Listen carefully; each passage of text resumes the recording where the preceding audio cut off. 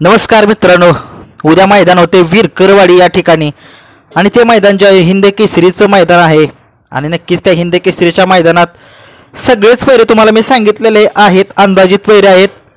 परंतु बकासूरचा पैरा सगळ्यांना माहीत आहे कोण असेल, कारण मथुरचा पैरा सुद्धा माहीत नव्हता म्हणून मी सांगितलं नव्हता. परंतु सगळीकडे चर्चा चालू आहे, मथुर येणार आहे, मथुर हा भुंगा सोबत पळणार आहे.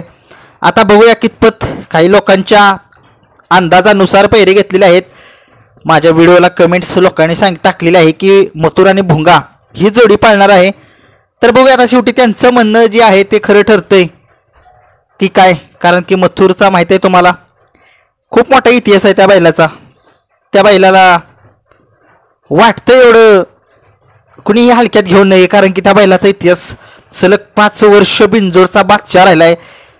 एवढा मोठा इतिहास आहे त्या बैलाचा आणि नक्कीच त्याचा पैरा उद्याच्या हिंद केसरीच्या मैदानात भुंगा असं सांगितलं जाते. मग आपण भुंगाच असं ठरवूया.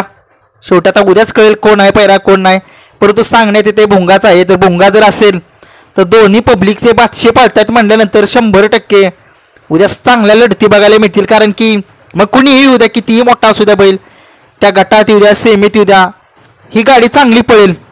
आपण कोणत्या बैलाला असं नाव वगैरे काही ठेवत नाही आहे, परंतु लढत जी आहे ती चुरशीची होईल. कारण की मथुर सगळ्यांना माहिती आहे, त्याला फक्त बैल व्यवस्थित लागतो चांगला पळणारा, मग तो त्याचं काम करतोच आणि नक्कीच मथुर करणारच.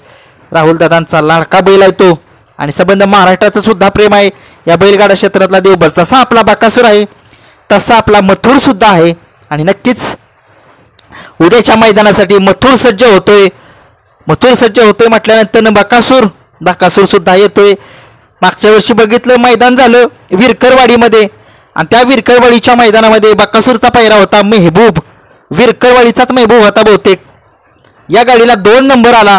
1 नंबर कोणाचा आला? 1 नंबरचा होता वेगाचा शेवट सर्जा. खूप मोठा ओव्हरटेक केला होता, बकासूरचा पराभव केला होता वेगाच्या शेवट सर्जाने आणि सर्जाचा साथीदार होता बावधनकरांचा लक्ष. सगळ्या महाराष्ट्राला माहिती आहे बावधनकरांचा लक्ष सुद्धा एक टॉपचा बैल आहे.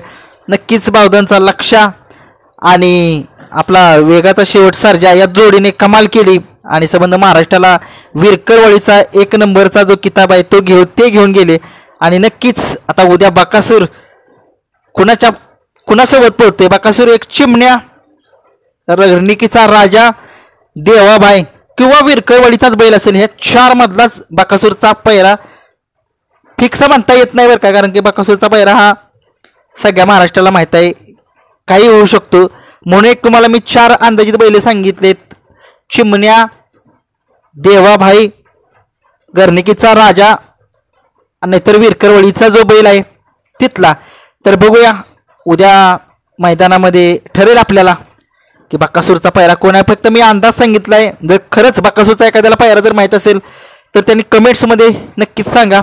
जसे सांगताय कमेंट्स त्याच्या आधारावरच आपण पैरे बनवतोय, कारण की माझ्यापेक्षा सुद्धा अनुभवी लोक माझ्या यूट्यूब फॅमिलीमध्ये आहेत आणि नक्कीच त्यांचा एक अनुभव सुद्धा कामी येतोय का नाही ते बघूया. नक्कीच बकासूरचा पैरा 4 मधला एक असेल, 100% असेल. आणि उद्या हिंद केसरीसाठी सज्ज झाला आपला बकासूर, बिंजोरचा बादशाह, भारत केसरी मथुर आणि 1 हिंद केसरी, डबल महाराष्ट्र केसरी, रुस्तम हिंद केसरी बकासूर. तर चला मग, आणि व्हिडिओ जर आवडला तर लाईक शेअर सबस्क्राईब करा. परंतु ज्यांचे पैरे टॉपचे जे झालेले आहेत किंवा होणार आहेत ते व्हिडिओ बघा. मागचा व्हिडिओ मी सोडलेला आहे. चला मग, धन्यवाद.